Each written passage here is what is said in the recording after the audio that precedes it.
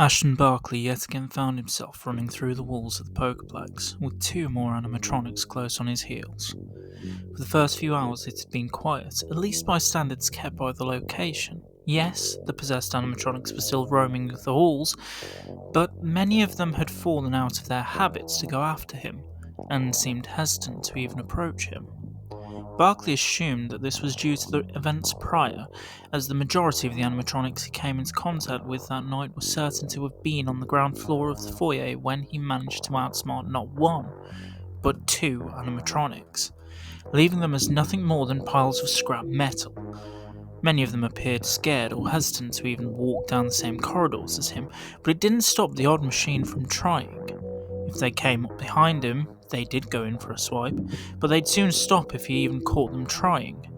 What he couldn't let them see was that he was significantly more terrified tonight than he had ever been of the animatronics in the building.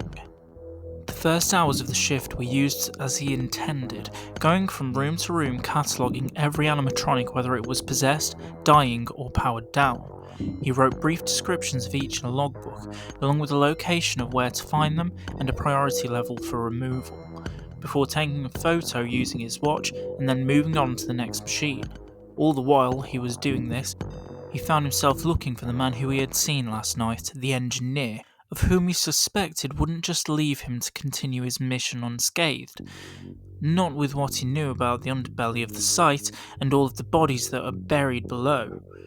So, rather than just looking for possessed animatronics, he had now found himself looking for tendencies providing evidence that they have been programmed to kill, similar to the three animatronics he faced in the smeltery. He began to realise every room he walked into was him taking another risk. Not only did he have to face living machines, but he now had to battle with the idea that there was something much more terrifying to him, a machine programmed to kill. This scared him more than a possessed animatronic ever could, as they usually had emotions that he could tap into to make contact with them and gain common ground, whereas a standard machine programmed to kill was the complete opposite. A machine programmed with the sole purpose of killing, with no other objective, meant he would always have to be afraid or cautious of walking into the next room. Every animatronic he would walk past was creating a breeding ground for more anxiety and uncertainty within him. If he got the slightest fraction of information wrong, it could potentially be the difference between life and death. But he had no choice but to continue forward. It was between his fate or the fate of the world, and it was an easy choice to make. Now, he found himself running through the walls of the fire section with two animatronics close behind him.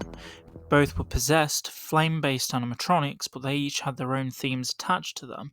The first was an 8-foot bipedal bird animatronic covered from head to toe with artificial feathers.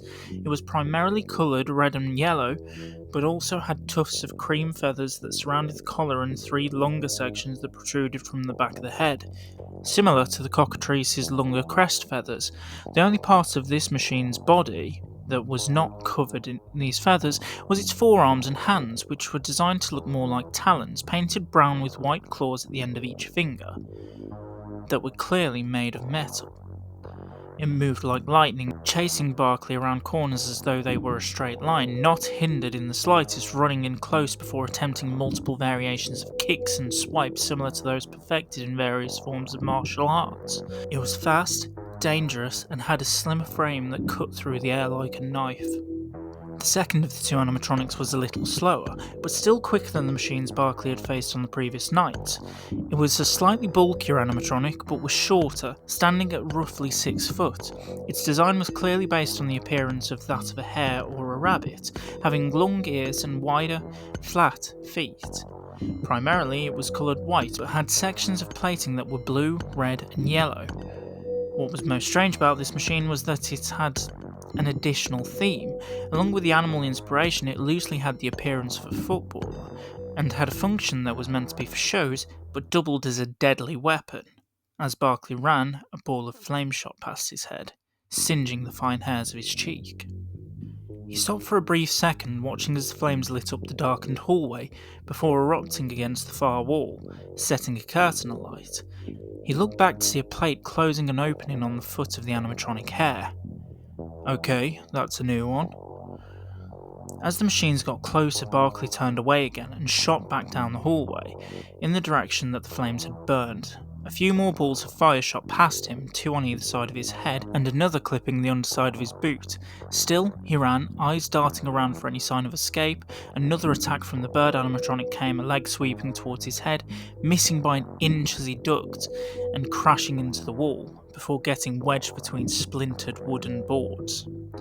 That was it, the opening he had been looking for. The large frame of the hair animatronic couldn't get through as the bird animatronic struggled to pry its legs away from the wall. It remained silent but clawed at the wooden insulation, straining to pull away. A few stray balls of fire made it past, but most hit the bird animatronic and the hair let out a whirring mechanical screech. Both continued to run, but glanced back to see the state of the machine. They were struggling, but he knew it wouldn't take long for them to escape. He ducked around a corner and climbed into a ventilation shaft close to the ground, legs first so he could keep an eye on the corridor.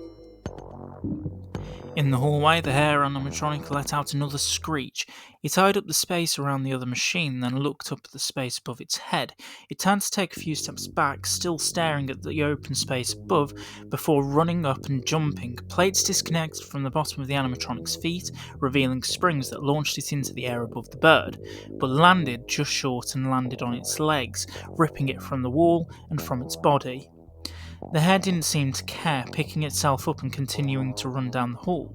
Barkley, from his hiding spot, saw the hare's feet as it ran past, but could also hear the sound of claws dragging across the ground and a faint sound of crying. He took a moment in an attempt to decipher the events occurring in the corridor, but was stopped by a scream that echoed up through the vents. He turned to lie on his back and stared into the darkness as the sound grew more apparent. All other sounds seemed to fade as the horrible thought crossed his mind. How did a child get in here? It was the scream of a little girl. He scrambled back onto his front and proceeded to push himself down the ventilation shaft backwards. He continued to look in that direction, but admittedly couldn't see much as the rest of his body had taken up the majority of the space. Then he realised there was no sound outside. The clawing had stopped. He turned back and was faced with the glowing red eyes of the bird animatronic staring down into the vent from its opening. It used one arm to hold open the grate and clawed its way into the space, dragging itself into the small opening, creating indents in the walls on either side. It began to screech and scream as it got closer. When it had got its torso into the vent, it let go of the grate and began to use that talon to claw for Barkley's head, but was just out of reach. As the operative continued to snake further inside, it followed, the grate sliding over its back, then stopped suddenly. It continued to claw and scratch the vent, tearing gashes in the metal, but didn't move and was just out of reach. The grate had slid over the feathered plating of the machine's torso, but had become lodged in the space between the two segments that made up the top and bottom halves of the creature's back. The only way it could free itself was if it crawled backwards out of the vent, which would be difficult with only one leg. It was beginning to panic. Barkley, on the other hand, just stared, eyes wide, and couldn't help but smile and laugh. He thought to himself, "Well, that was lucky. Maybe I should get myself stuck in vents more often." With it being his only option, he proceeded to crawl backwards into the darkness, towards where the supposed little girl's scream had came from.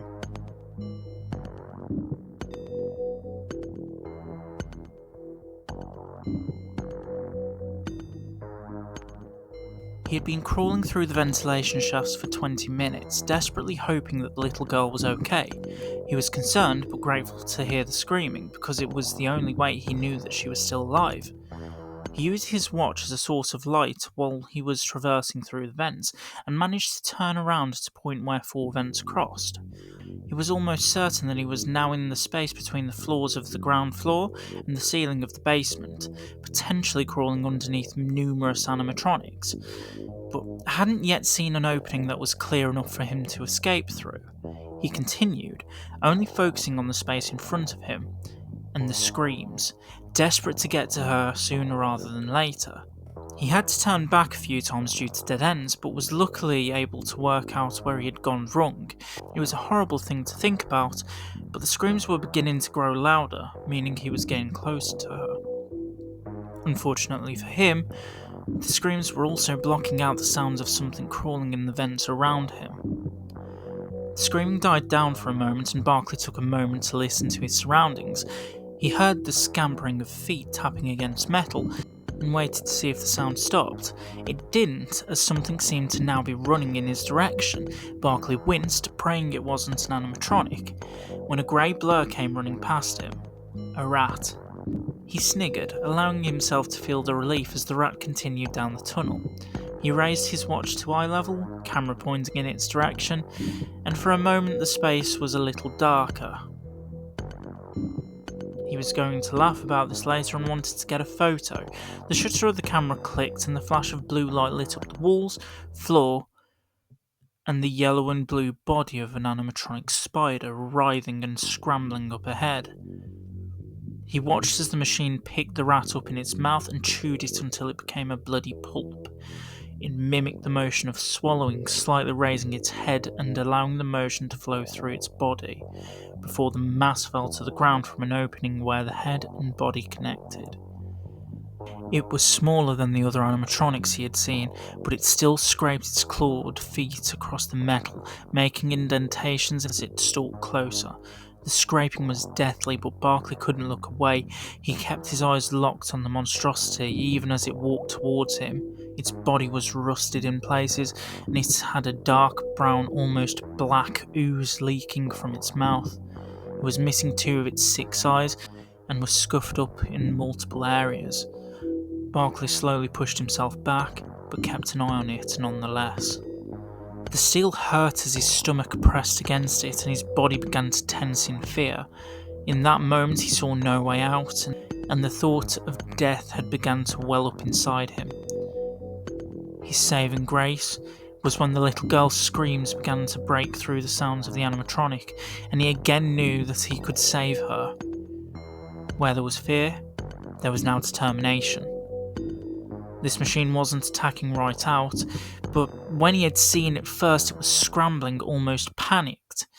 He couldn't understand why, as the machine that was looking him in the eye acted different, slow, menacing, conniving in place of rash and bloodthirsty.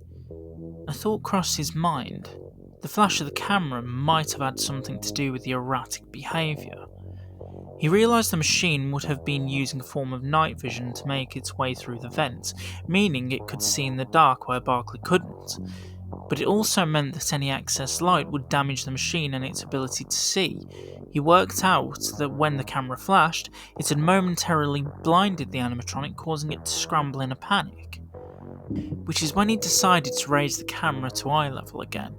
With a flash, the machine writhed, it scrambled and pounded against the sides of the shaft, but rather than attacking Barkley in the dazed state, it appeared to step backwards in the direction it had came from.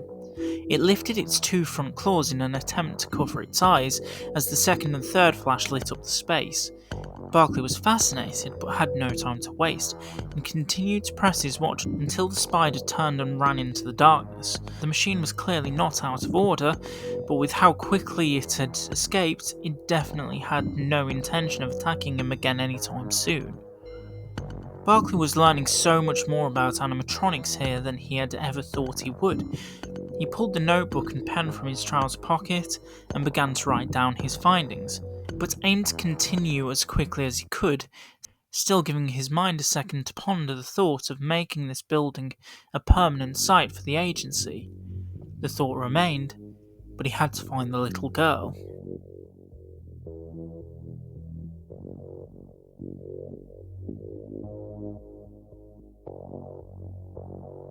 The operative reached a point where the screams were unbearable, loud and unforgiving. He looked through the grate in the vent and stared down. Below him was a chasm of space that was dark, apart from the flickering light of animatronic eyes amongst piles of broken, twitching animatronic body parts. It was as though he had found himself looking at an animatronic graveyard. He reached his hand through the bars of the grate and used a coin to unscrew it so he could get out. Before unscrewing the last bolt, he pressed his legs against the vent walls and spread his body along the surface so he could hold onto the grate with his other hand, so as to not make any noise. He struggled for a moment, but managed to unscrew the panel and lifted it into the opening, sliding it on the opposite side to where he was lying.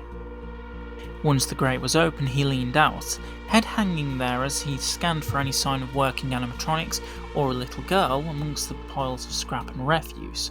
He grew concerned as the screaming began to grow quiet again, and he was adamant he didn't want to lose sight of her. He climbed out, legs first, and dangled himself over the chasm by his arms. He saw the largest pile of debris and aimed to swing over to it, in the hopes that he could get enough momentum to land safely onto it. He swung once, and one hand slipped as the sweat softened his grip. Now hanging with only one arm, he struggled, but managed to whip it back up and grab hold of the ledge once more. Sweat began to collect on his brow as he stared down at the ground below him, rolling down his face. A single droplet rolled off his nose, as if to remind him of the drop, into what felt like a bottomless pit.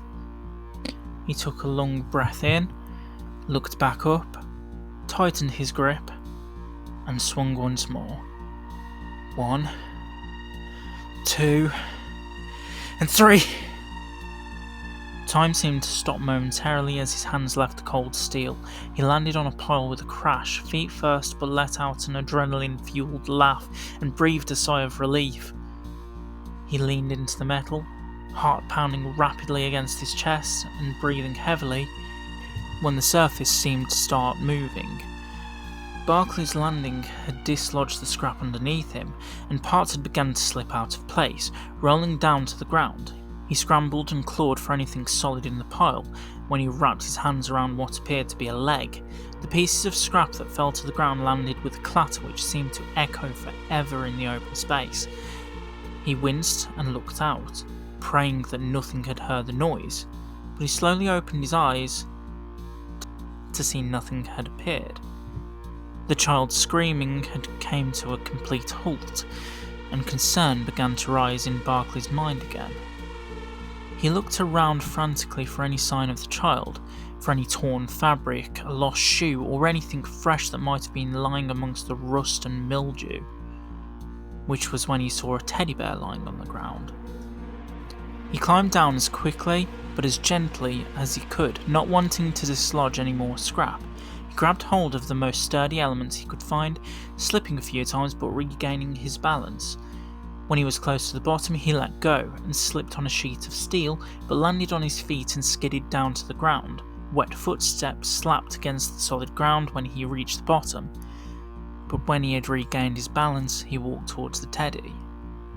Part of him wanted to believe the screaming was actually part of an overactive imagination, or that he was too tired and hadn't been getting enough sleep between his shifts, but the teddy being there was enough evidence for him to decide otherwise.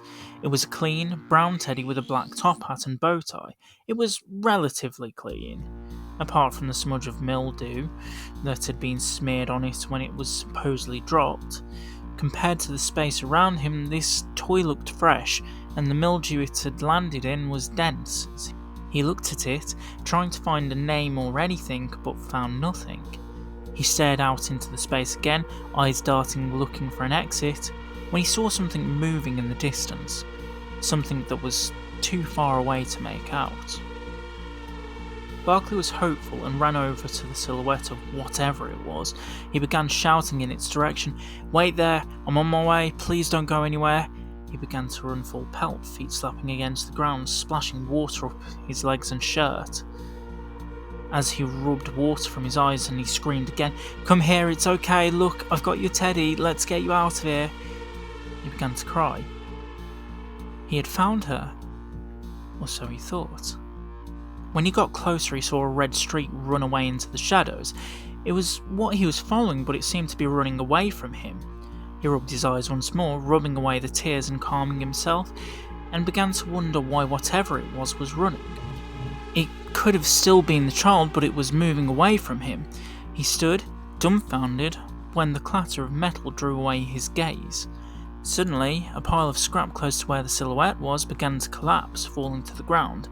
It was slow at first, a few arms and legs slipping from the top of the pile, but a large yellow eye seemed to look out from where they had fallen. It looked directly at Barkley, and the space began to widen as a growl rumbled out, knocking more debris from what was starting to look like a large animatronic head. It turned its head and whipped the Scrap into the air. It rained down as the machine writhed and wriggled, Scrap rolling from the space where it had laid. It stood upright and whipped its arms above its head, revealing two huge fin-like wings as it roared. Body parts were thrown across the space, almost crushing Barkley as he dodged and dived for cover. It was a huge animatronic. Barkley hid behind another pile of scrap while the machine was preoccupied with its shrieking, but peeked around the corner to admire it. The creature he was looking at was truly terrifying, an animatronic version of what appeared to be a hybrid of a dragon and a hammerhead shark. It stood at 18 feet and was larger than any animatronic Barkley had ever seen. It was primarily coloured blue, but had a red and yellow underbelly with a bright yellow star on the end of its snout. Looking at it, Barkley instantly assumed it would have similar capabilities to the orange dragon that he had destroyed the night before, but its size was not even close. The admiration soon turned to thoughts of terror and outrage as he began to unintentionally concoct images of the little girl being slaughtered by the beast, but snapped back into reality when the machine began scanning the space, looking for him. The little girl's voice rang out, "Help me! Please help me!" And Barkley watched as the dragon animatronic reared back its head, leaned in, and roared in the direction of the call. It turned on its heels and took a few steps before running in the voice's direction. Barkley, without a moment to lose, stepped out from hiding, picked up a piece of debris, and shouted at it, "Stay away from her! If you want someone, come and get me!" before throwing a chunk of rock and seeing it shatter against the animatronic's plating. It turned slowly and its eyes flickered from yellow to red for a second, letting out a low growl and turning around, unintentionally whipping the operative with its tail. He slid across the wet ground and banged his head on a faceplate. Still, he couldn't let the pain get to him. The creature looped through the same motions, rearing its head before roaring and running straight at him.